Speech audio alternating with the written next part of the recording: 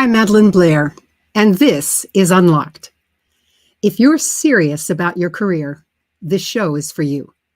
Whether you're a formal leader or not, you are always the leader of yourself. And Unlocked is a show about opening possibilities so that when you're hit with the unexpected, you have options from which to choose.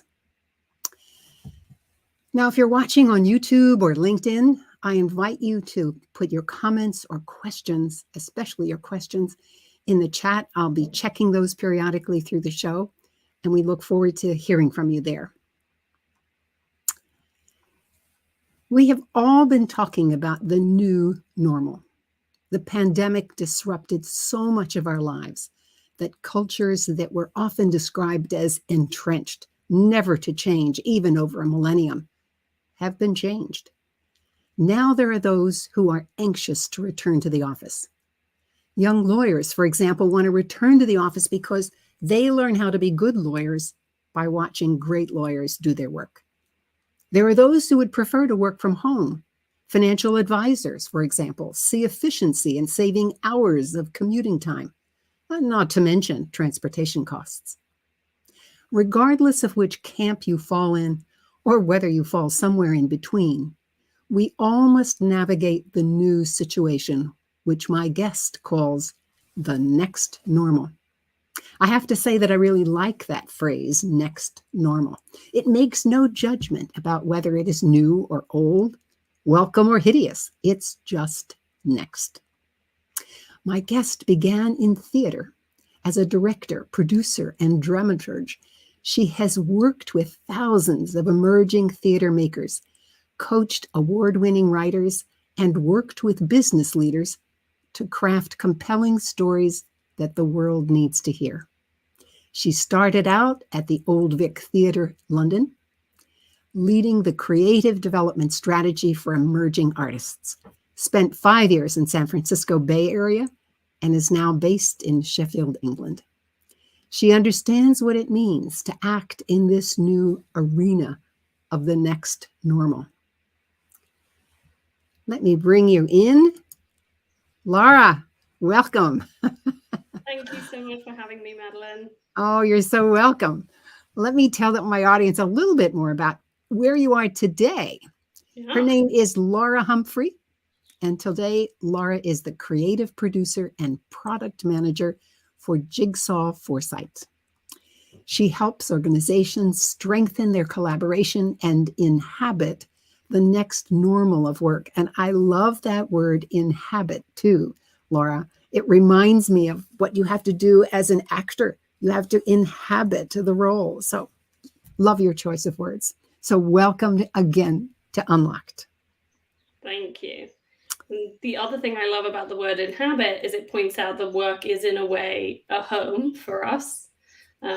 Because we spend most of our lives actually at work, most of our days at work, and it should be fit for habitation. Good point. Well, I wonder, Laura, if we could begin with you telling us something about your work from your perspective and how and why you got where you are.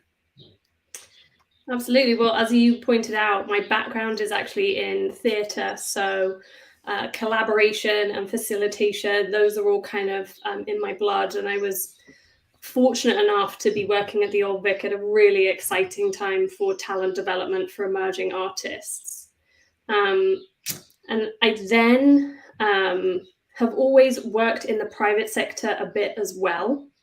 And what I noticed is that in the private sector, people often expect to leave their imaginations at the door when they cross over the threshold from their home life to their work life. And that was really problematic for me. And I kind of love to see that change when I work with non-arts organizations. And actually recently, I was at a conference of futurists, and one of the speakers mentioned in passing that in the one of the commission reports around 9/11, one of the failings noted was a failure to imagine. And I was like, yes, I think that's so telling, because if business leaders relegate imagination or play to the kind of cute and cuddly end of the pool, they're going to be in really serious trouble. And that's, a really catastrophic example of that. The other thing that is really close to my heart is belonging, building belonging in the workplace. And again, I think this kind of stems a little bit from my theatre background and creating that, what we call at Jigsaw Foresight, pop-up belonging, that kind of rapid sense of connection and productivity that helps you make the work happen. And I think particularly for mothers and caregivers in the workplace, this kind of sense that we don't belong is something we've dealt with silently for decades. And now we're starting to talk about it more, about what belonging in the workplace means and who it's truly for, and how do we make belonging for each and every one of us in the workplace, whether that workplace is our living room or a hut or, an actual office. Well, now speaking of young mothers, you're a young mother yourself, yes? I am, yes. I have 2 children and one on the way, cooking away in there, which you can't see because of the angle of the screen, but I have a 4-year-old and a 2-year-old. So they're at home a lot and have very shared responsibility with their father, my husband. So there's a lot of caregiving that goes on in between the work, and it's all sometimes a glorious, imperfect mess, but it's a lot of fun as well. It's just great to see someone who is in your stage of life still pursuing your career with real excitement and passion. I can see that. Yeah, absolutely. And I mean, there are some days that are dissatisfying on every front. But I'm fortunate enough to work with a group of people who really understand that I'm a human being and a parent, and we all have those days, no matter what stage of life we're in. So yes, it's, I would say it's a juggling act, but it's not really that either. It's more collage work, shall we say. Oh, I like that. I like that. It actually feels more more comfortable as a collage than a juggler. I mean, a juggler is there's so much action, whereas a collage, yes, it can be confusing to watch and look and see all the pieces, but it can be also restful. Lovely. Well, my work in resilience is about making a choice to move on even when the unexpected occurs. Our topic today is about the next normal. What do you mean when you say the next normal? Well, I'm going to kind of paraphrase Dr. Wendy Schultz, who's co-director of Jigsaw Foresight here. And she, as a futurist, is always looking to the next normal. And there's always going to be a next normal after that. So the reason that we started using the phrase next normal instead of new normal is because, as you pointed out, there is always going to be a next thing. And there's going to be good sides and bad sides, winners and losers to every next normal that we encounter. And we felt that kind of reframed this idea that maybe we're going to get back to normal, or maybe we're going to go to a new normal where everything is different. And we started to present this idea that actually we're all going to need some principles that help us be change ready for whatever the next normal is and whatever the next normal is after that. So through a horizon scanning process and work on the ground in organizations, we surfaced what we realized we were looking at when we started patterning things out, were these 10 principles to help individuals and organizations and teams not just survive the next normal, but thrive in the next normal. And I know 10 principles is a lot. So maybe this is a good time, if you agree, Madeline, to show that short video clip that introduces a few of them, just to give your viewers a flavor. I think that's a wonderful idea. Here it is. Navigating the next normal. Developed by Jigsaw Foresight's research team within organizations of all kinds and extensive horizon scanning process. Whether it's at the individual, leadership, team, or organizational level, whatever the future holds, these principles can help anyone, anywhere, thrive as well as survive. I'm Laura, creative producer here at Jigsaw, and I'm giving you the 60,000-foot view. So hang on tight, stay curious, and let's go. The 10 principles are grouped together by a loose strata. The first is world-level strategic, so that's ethics, values, curiosity, imagination. Then there's organisation mindsets and skill sets, so enterprise thinking, transformation, shared understanding. The blue trio is about teams working collaboratively, whether it's projects, groups, or networks. It's about patterns and places, rhythms and rituals. Then finally, everyone, every day. This is about individuals growing new knowledge, expertise, and capability, and building lifelong habits that can help them navigate the next normal. There are other ways that some principles are especially connected, which I won't get into now, but which you will probably notice for yourself as we go. For now, know that the 10 principles are one holistic, porous system. Some interact with each other more, some less. So let's start at that strategic top level with principle number 1. Anyone can be a futurist.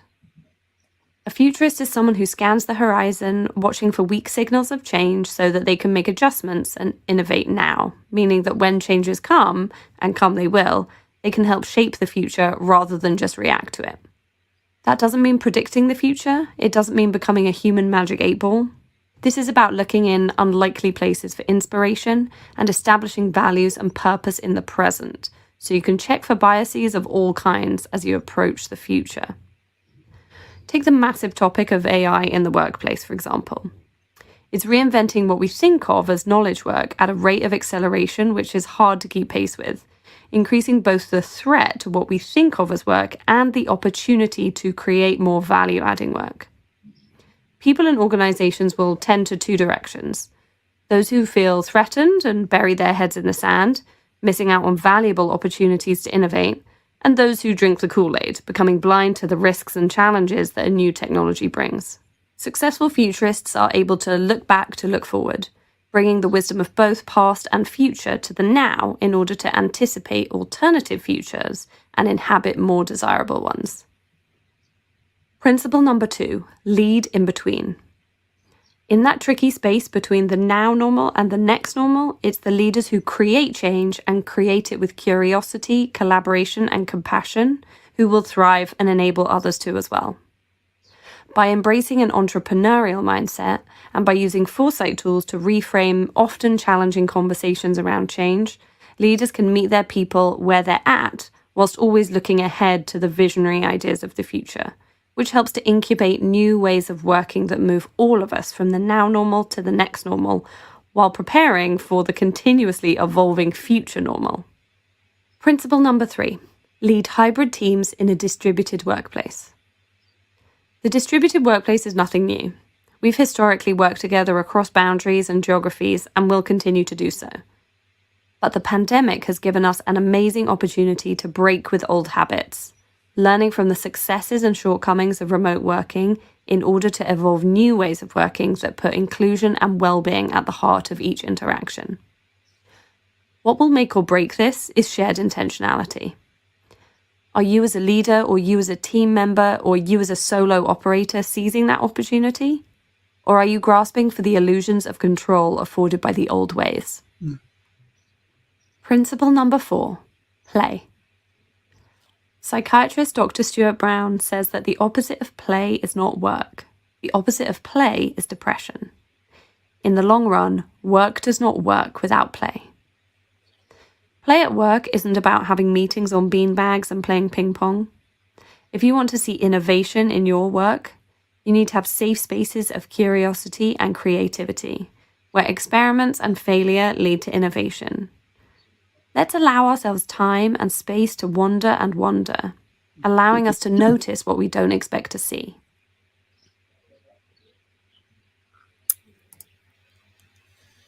Oh, I just love that little video and how you presented it. And Oh, thank you. oh, you're Kudos welcome. to the Jigsaw Creative Studio. We work very collaboratively together. Oh, that's great. You know, and we ended on play. And I wonder if you'd expand on that. You began talking about that. I know that, I don't know how it is in England, but here in the US, you just don't talk about playing in the workplace. It's sort of almost anathema, as if that's just silly. What about this time in history that makes play so important? That's such a good question. And yes, I agree. I often talk about play to business leaders, and I can kind of see their pupils, retract in fear. Um, yeah, it is something that we rarely talk about unless we're, at the beach on a weekend. But I think the reason partly that it's so important for us to talk about now is because of the intensification of work that we're experiencing, and also the perceived kind of increase of velocity and time. And that has to do with the way we work, with the constant pings and interruptions, the constant connectivity, and also just the sheer amount of data that we're expected to metabolize on a daily basis, whether it's a 24-hour news cycle or whether it's a 3,000 slide deck that we're expected to, read and understand. And play is really an act of vulnerability. It's making space in which you are allowed to fail, and you're allowed to try things, and you're allowed to be bad at something. We'll often hear the phrase, if it's worth doing, it's worth doing well. But play actually flips that. It says if it's worth doing badly. It's worth playing with it, trying it, and giving space for new ideas to emerge. I was in a workshop recently, and one of the participants, we had them do a kind of improvisational exercise, which was making a story together line by line. It's very simple, very silly, and people come up with all kinds of great ideas when they give themselves permission to do that. And when we asked participants to reflect on the process, someone piped up and said we had to commit to being silly together. And that's what I mean when I say play is an act of vulnerability. And leaders, and when we bring ourselves to work, we're all kind of conditioned not to appear vulnerable. And so play kind of opens up that space for us to be vulnerable through being silly, as counterintuitive as that sounds. And, I love that quote from Dr. Stuart Brown about the opposite of play isn't work, the opposite of play is depression. And I think that's so true. And I think through the pandemic, when we were all kind of stuck at home, we all just had these moments where life was just so drudgerous and dull, and we really were in Groundhog Day. And I personally was so impressed and inspired by the people who did the sourdough making, did the opera from the balcony, did, all the things. And I have to confess, I never really got that. I mean, I had just had my second child, so I was busy, but humans need play, and the pandemic really taught us that. And I think I'll tell one other quick story. I really realized what a dearth of play we have in the workplace recently when I was helping a client, a wonderful client we have a great relationship with, develop a workshop. And I said, oh, do you know what would be fun is if you got your participants at the end to throw something on the bonfire. You could have a little picture on your Miro board of, a bonfire, and they can throw a sticky on it. You could make it a fun GIF. And she said, okay, yes, we'll do that. And then when she was writing instructions for the participants, when she put that instruction in square brackets, capital letters, fun. Because she had to warn everybody that they were about to play. Because in this huge multinational organization that prides itself on innovation, people would freak out if they had to play at something.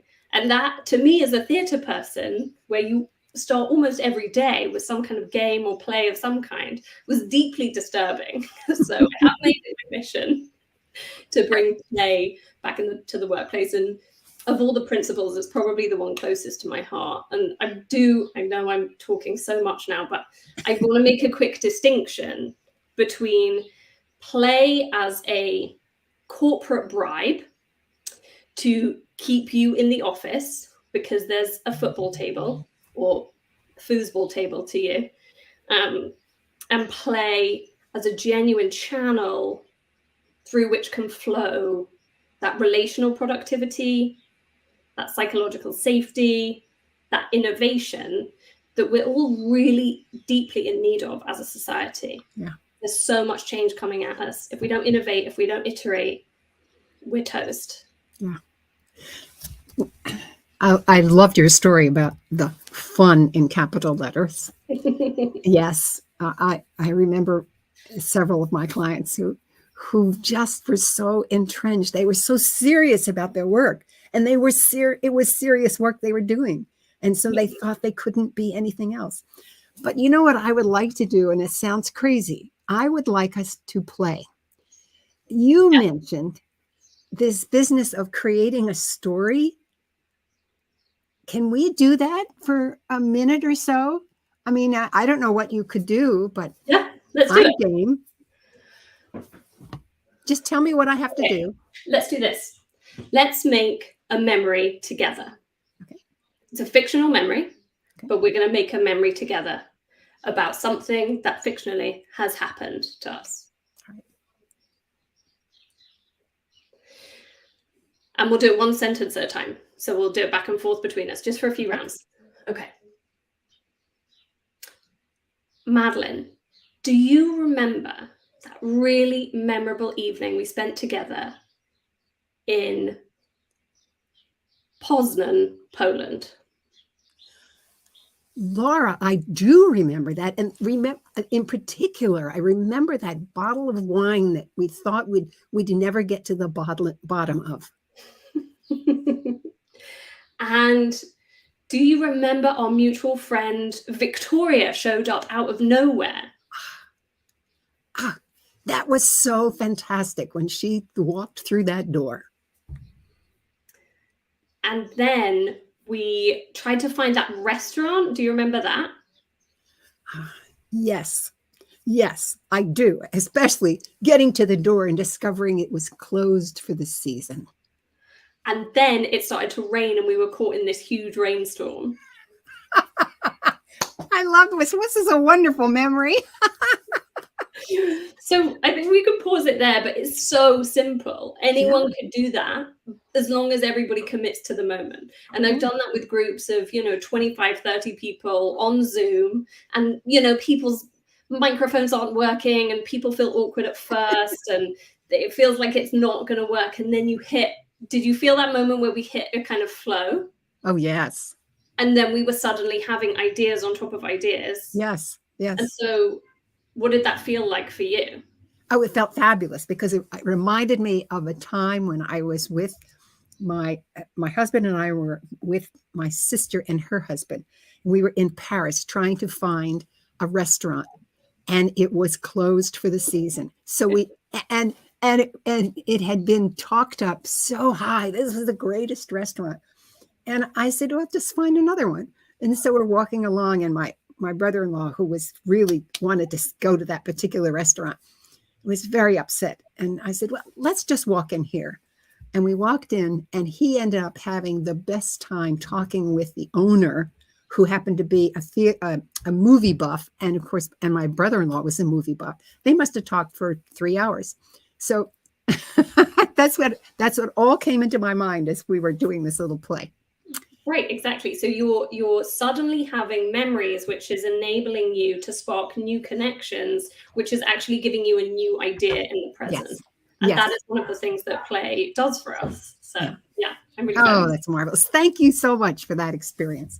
Now, the tougher question is, how does a leader bring play into the work? Well, I think that is a tough question. And I also think, and I say this to people when they're doing public speaking as well, which is, if you're not funny, you don't have to be the funny guy just because you're doing a speech. Like, don't be who you're not. You don't have to suddenly be, for example, when I became a mom, this is a leadership story, I guess. When I became a mom, I thought I had to be the craft mom, with like making outfits and stuff out of loo roll. And it's like, I'm not that person. I can't do it. I have to buy it off Amazon, frankly. And I think it's the same for leaders. You don't have to be the playful, silly person. But what you can do is introduce little simple exercises and be like the one we just did, and just take a risk. If you're a leader, you have to be willing to go first. Take a small proportional risk to try new things, to build a sort of micro culture of play into your gatherings, into your meetings, into your brainstorms. And it doesn't have to be big and fancy. Yeah. But I loved how it does open your mind to so many new ideas, which of course is so essential if you want to innovate anything. Absolutely. Well, I know there are more principles, and I'm curious, do you think this is time for our next video so we can talk about another one? Yeah, I think that's a great idea. Let's do that. Reset. In all this disembodied doing, it's very easy to feel very lost. Where's the link? Where is everyone? Am I in the wrong place? Are you there? Can you hear me? Can anyone hear me or see me? Pay attention to how you create belonging for everyone, and not just the people who are like you, in both digital and physical workspaces. Principle number 6, take time back. Habit expert Nir Eyal says that becoming indistractable is the skill of the century. To do this, we have to take time back. It's really all we have. Through coordinated tools and practices, we can restructure time, space, and attitude to create intentional, effective, synchronous and asynchronous communication and collaboration patterns. Rather than letting technology rule our time and our lives, we can chunk time for more fruitful, thoughtful working and moments of renewal, actively aided by technology. Principle number 7, expand your networks, deepen your relationships. Building meaningful relationships takes effort and can be daunting in our ephemeral digital age. Learning to use technologies to build and deepen relationships might look as simple as organizing a book group across 3 different time zones. Or it might look like using the data at your disposal to reveal networks and relationships, assess their strength, and encourage greater connectivity. And we're not just talking human to human. Consider ways to build both human to human and human to machine partnerships, wisely, respectfully, and openly.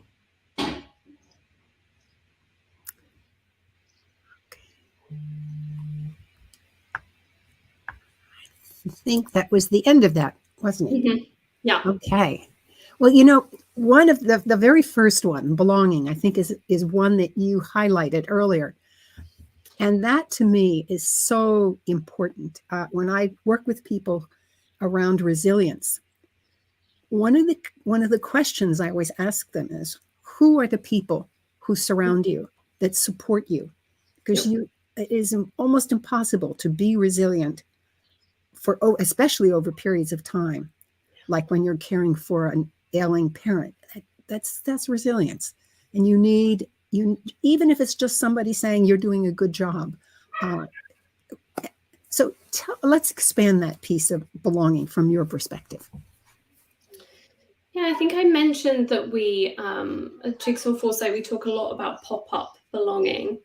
And there's something about, if we're gonna make safe spaces in which we can get uncomfortable enough to do the hard work, we have to learn to be together before we can do together. Mm. And I think not only the pandemic, but the bigger social conversations that have been happening globally have really surfaced this question in so many ways of who belongs in what space, and why do some people get to belong and some people don't. And I think some big important conversations are happening there, and some really super qualified people are out there going into the hard places and putting themselves on the line. But for me as a generalist, and again, drawing on my theatre experience, there's something theatre people generally are really great at, and that is building a sense of belonging really quickly, over and over again, kind of as a way of life, with different groups of people coming together under a shared vision. And yeah, I just really enjoyed experimenting with different ways of doing that in the non-arts based sectors. I can give you a theatre example if you like. I think that would be helpful, because it was so helpful when you talked about play and you gave that example of how you generated it. So an example I noticed when I was working in theatre that I think has a lot of crossover is I was working on a show about a history of the Bible with a cast that was all over the map in terms of faith-based beliefs, that was diverse in terms of like age, gender, ethnicity, geography. And one of the things the director and the stage manager were really careful to do was to create that structured space, that safe space that made room for the dissonance that comes with bringing different bodies into a room together. And they did that in two ways. And one was the very solid structure of the rehearsal room where everybody knows when the breaks are, everybody knows who's running the room, everybody, knows the rhythm of the day. And that stuff is nuts and bolts, but it's so important for building that foundation. Mm-hmm. And the other thing the director did was through music and bringing musical elements into the rehearsal process. And that became a kind of beacon around which we could all gather and share something of ourselves. And so it's that combination, when you're thinking as a business leader, what is the combination of structure and generous authority you can provide as part of your role, in which you're making a kind of crucible, if you like, for that kind of smelting process, to continue the metaphor.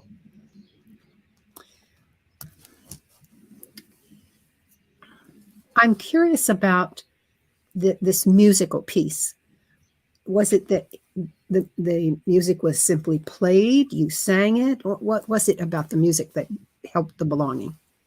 On the first day of rehearsal, we all had to go around the circle and say what our relationship to the Bible was, because that's what the show was about, which is very vulnerable for people who are carrying either, the scars of spiritual abuse, for example, or who are carrying beliefs that they feel like won't play well in the room. But then she also asked us, the director, to describe our relationship with music. And that gave people enough that everyone can talk about their relationship with music without too much fear of retribution. Now, I am married to a musicologist, so I do occasionally fear retribution for my my 80s French pop tastes. But so there was that. And then there was also just having instruments in the room that anyone could pick up and play. And we had a really fantastic music director and sound director. And there was, again, creating belonging through play, this air of experimentation that was channeled through music. Oh, thank you for that expansion. It reminded me a great deal of when I ran staff meetings at the World Bank, because that was, again, a serious workplace, very serious. We did serious work in the world and everybody was serious. And yet within my division, I wanted to make sure that they were comfortable and knew that they were belonging to us. Yep. And so our staff meetings had a very simple format. Yes. You just came in, and if you had something that you wanted to have on the agenda, at the very beginning, we would go around and say, add this to the agenda, add this to the agenda. I have nothing on the agenda. And then we would go through them so that everybody was participating. And it was a very simple way to structure the session. And they were a part of building that structure themselves. And I never thought about the fact that structure actually gave them a sense of belonging. Yeah, absolutely. Because what you did is created a ritual. Yeah. And I think sometimes we think like, oh no, predictability is boring. I have to reinvent everything. There's something so key about ritual. And you have to be even more intentional about it when you're in a hybrid or a distributed workplace, because all of the thresholds have collapsed. So you don't even have the ritual of the pre-meeting time anymore, or the walk down the corridor, because you're just hopping from one room to, one Zoom room to another, hoping you're in the right place. So that sense of ritual and belonging is so important. Oh gosh, and your comments are sparking so many memories. I was recently on a Zoom meeting, and the presenter took a pause and he said, "Well, I want to send you out to rooms to discuss this." And he gave us a question that was very deep. And he said, "I'll give you 5 minutes." So I immediately wrote in the chat, 5 minutes is not enough. He said, "Well, okay, I'll give you 10." So we got into our rooms. And the first thing, fortunately, there were 3 women. And I say fortunately because, women socialize differently. And we decided we would take our 10 minutes and socialize, which is exactly what we did. And we became this lovely belonged to unit. And we never touched the question. No, absolutely. But you have drawn on something that's so important about the technical elements of building belonging in a hybrid world. And we have all learned so much over the last 24 months. And something that keeps coming back to me is this article I read in Wired magazine about lostness and the neurological toll it takes on us when we feel lost. It makes us literally crazy very, very quickly. So people who are lost physically are really hard to track by search and rescue teams, because when we're lost, we almost immediately start behaving in a way that's completely irrational. And that is absolutely my experience of feeling lost in a digital world. Except the time is intensified because all of our patience is so much shorter when we're operating virtually. So if you can't find the link, or if you feel you've not been given enough time, or if you think that somebody is dominating the Zoom room, or you're in your Zoom room and you're supposed to be in a different one, it really makes, how do you feel when that happens? I go crazy. Yeah. I've been known to shout at my computer. Right. Exactly. Mm-hmm. And so if we're lost in a digital world, there is no reasonable way that anyone can expect us to do anything of any quality whatsoever. And that's why the building the belonging, again, isn't just the cute, cuddly end of the pool. Mm-hmm.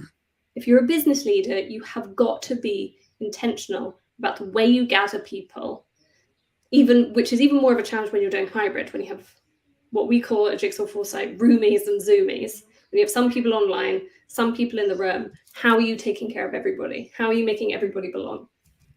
And recently,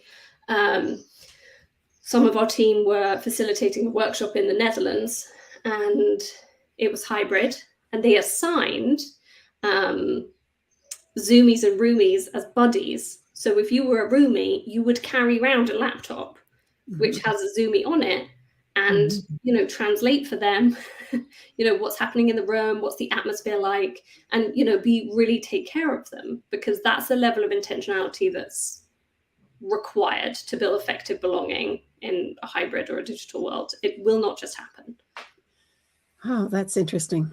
I know when we were teaching at Columbia, there was a session where some of the students were in the room and some of them were on Zoom, and similarly, there was an iPad for every person who was on Zooming, and somebody carried that to each of the group sessions so that they could interact. And I thought that was just brilliant. I had these memories of reading articles about robots that come to meetings. Except we were people carrying the tablets. And did you get any feedback from people who were on the iPads? Yes. They said that they felt they were part of the group. Yeah. They really did feel like they were completely integrated in what was going on, which really pleased me, because it's so difficult normally. Yeah. Or let's say historically, it would have been very difficult. Now you're right. I think the last 2 years we have learned a lot about what we need to do and what we need to allow to have happen around us. And that kind of being willing to put the time into creating effective hybrid experiences can kind of make or break the equity of experience. So if you're a caregiver who can't get to Columbia to be at the thing in person, the fact that you're still having a fulsome experience creates that sense of equity amongst different groups of people. Whether you're a parent or whether you're, young, free, and single, which feels so far away for me, but.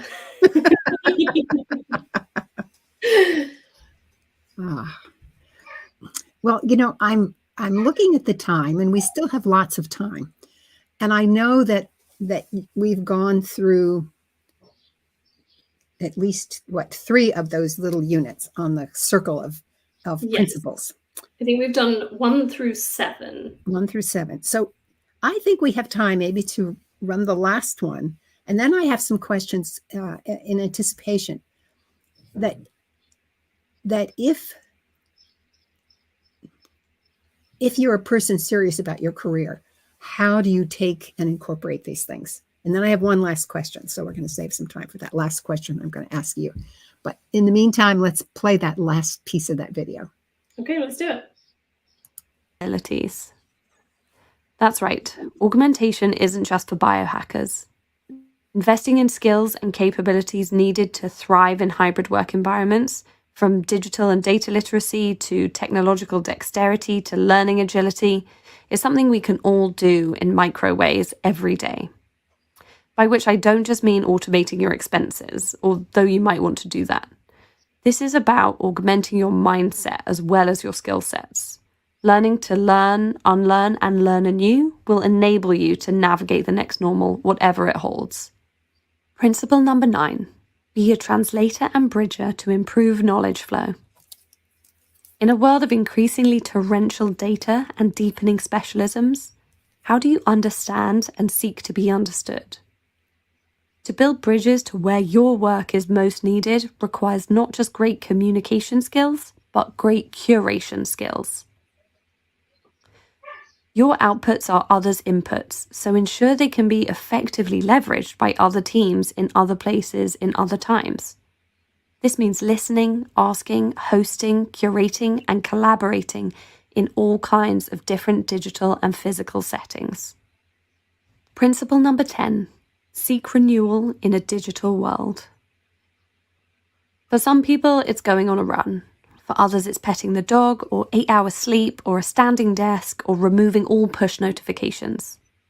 If you don't understand or reflect on your own working habits, you won't know how to look after yourself, and you certainly won't be able to help anyone else look after themselves. What enables you to do your best work? Where do you need help?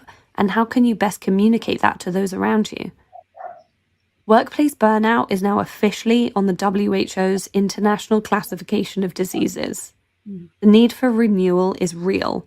It affects individuals and it affects the company's bottom line. It's not a nice to have for the next normal, it's a must have for everyone, everywhere, even you. If you feel like there are now 10 more things you're supposed to be doing on your already endless to-do list of self and organizational development, fear not. The purpose of the 10 principles is as much to affirm and encourage what is already happening as it is to direct and instruct. You are most likely already doing most, if not all of these in some way or another. But the 10 principles for navigating the next normal mean that you, your team, and your organization don't have to guess anymore. You have a frame of reference to guide you, identify strengths, and gaps in capacity. As I said at the beginning, this is just the 60,000-foot view. If you want to go closer in, come and find us.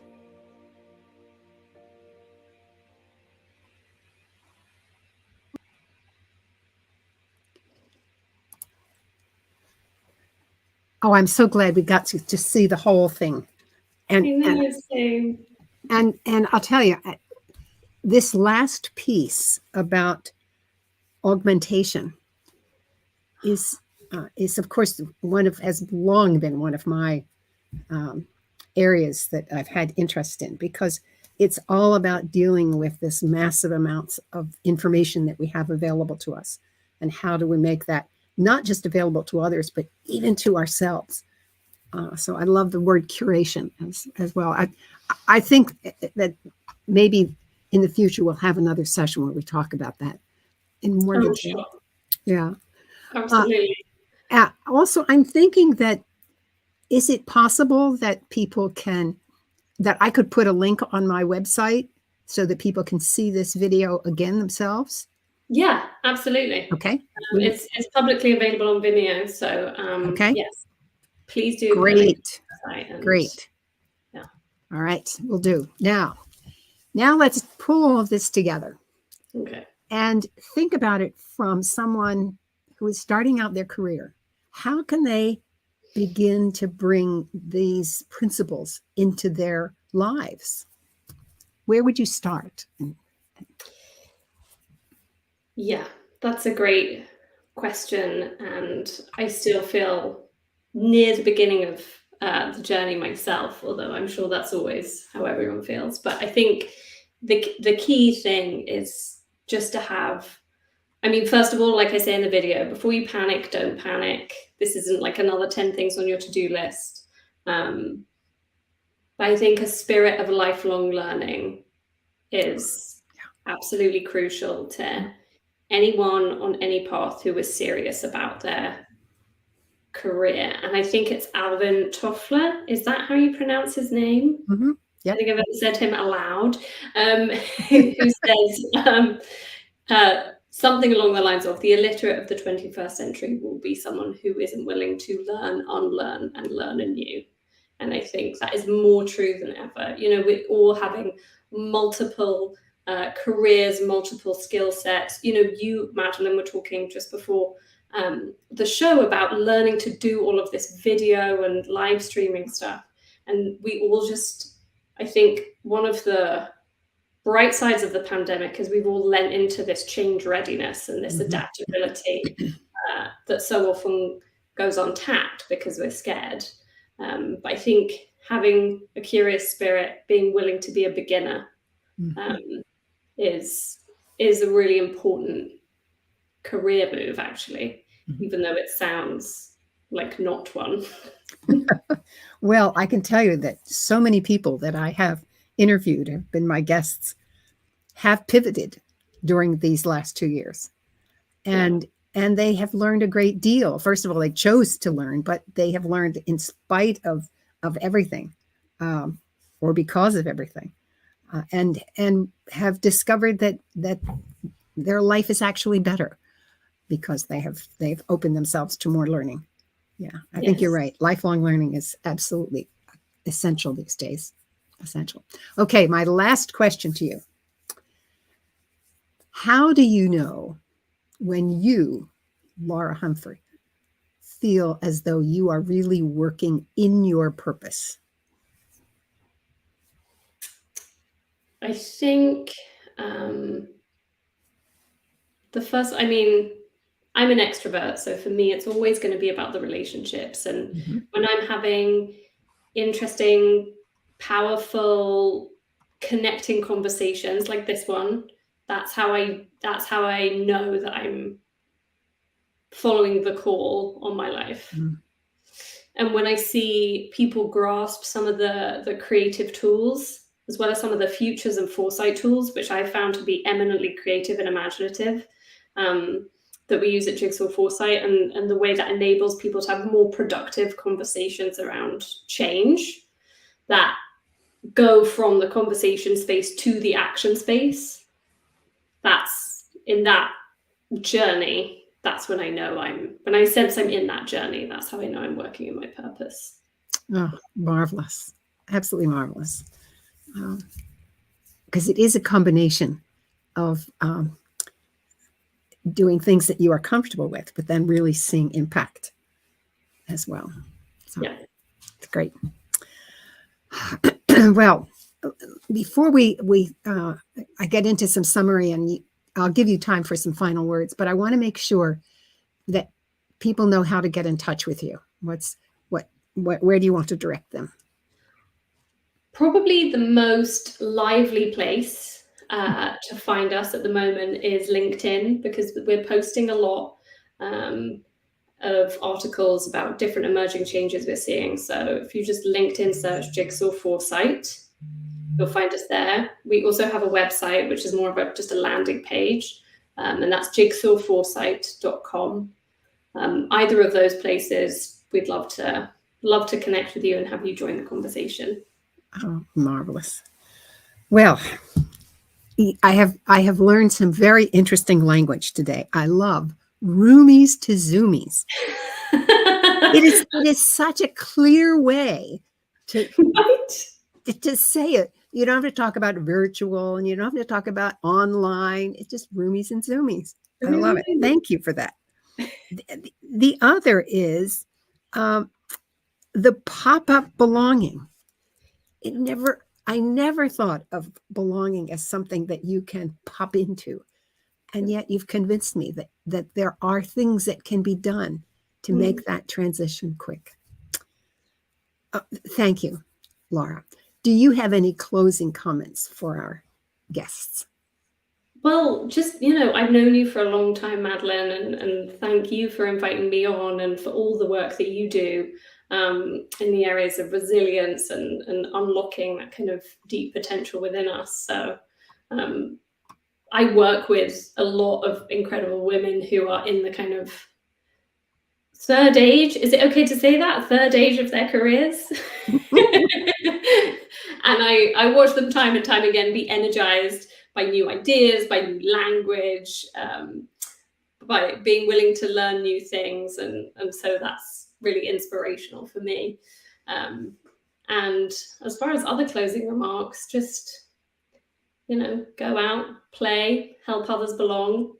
You're already doing it in some way, but lean in, I guess I would say to your viewers. Great. Well, thank you again. Thank you. Wow, what an interesting conversation. I hope that in that conversation, do you know what I did? I just realized I never checked to see if there were comments out there. Oh, good. Nothing that I need to report in. All right. Whew.